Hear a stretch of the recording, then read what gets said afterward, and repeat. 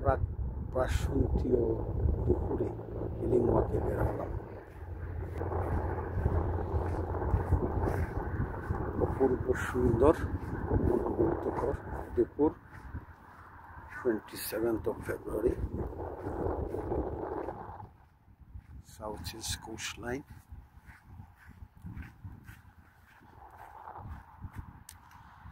নীলাকাশে সাদা সাদা মেঘের ভেলা ভাসছে। স্নিগ্ধ দুপুরে অনেকে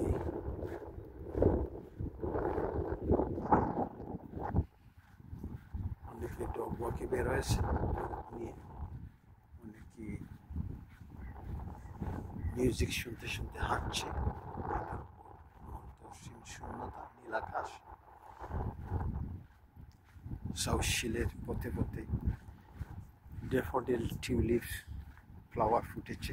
এটা হলো প্রাক বাসন্তীয় কালের ফুল। হালকা শীত অনুভূত হচ্ছে। 9 ডিগ্রি টেম্পারেচার। সামনে নর্থ সি, মিষ্টি বাট সামান্য হিমেল বাতাস বয়ে যাচ্ছে। কৌশলটিতে দেখা যাচ্ছে স্কুল হলিডে চলছে সাউথ শিলে। স্কুল হলিডে থাকায়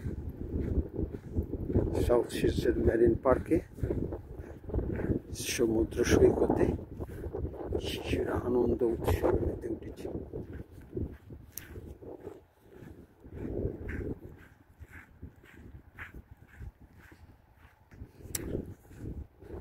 আজকে অলরেডি আমার 6000 স্টেপ কমপ্লিট হয়ে গেছে।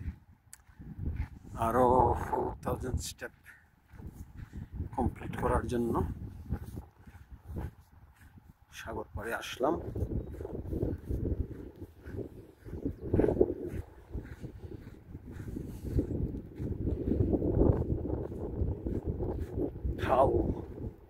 উত্তাল বলা যায় না, শান্ত নীরব উত্তর সাগর। অদূরে যে সাউথ শিলের বিচ দেখা যাচ্ছে, নর্থ শিলও দেখা যাচ্ছে। অনেক অনেক মানুষ বের হয়েছে হাঁটতে। এই এরিয়া হলো এক্স হ্যামসলি ফার্ম এরিয়া।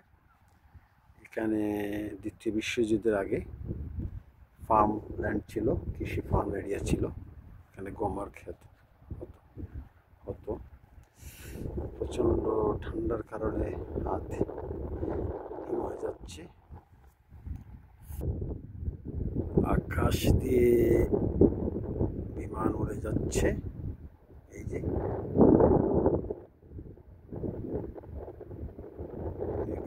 এয়ারপোর্টে ল্যান্ডিং করবে।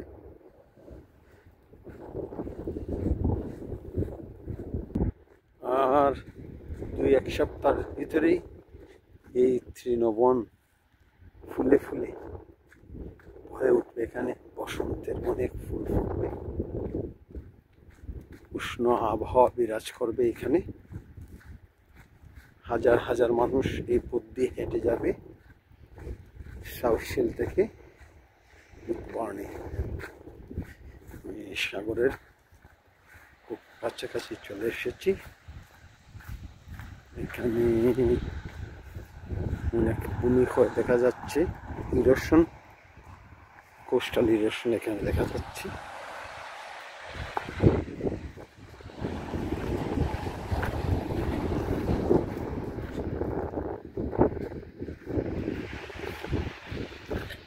কোস্টাল ইরোশন বন্ধ করা যেত। এটাকে যদি ঢালাই দিয়ে এই দিক দিয়ে পানি যাওয়ার ব্যবস্থা করা যেত, তাহলে কোস্টাল ইরোশন বন্ধ হয়ে যেত।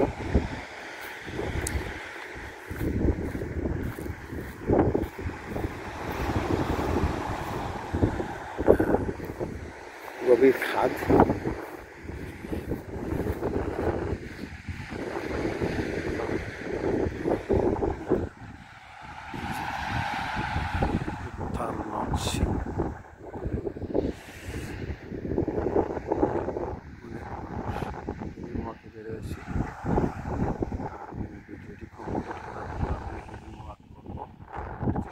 এসে যাব অনেকে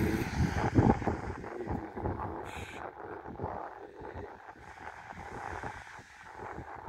বসে আছে বিশাল সাগরের পাড়ে।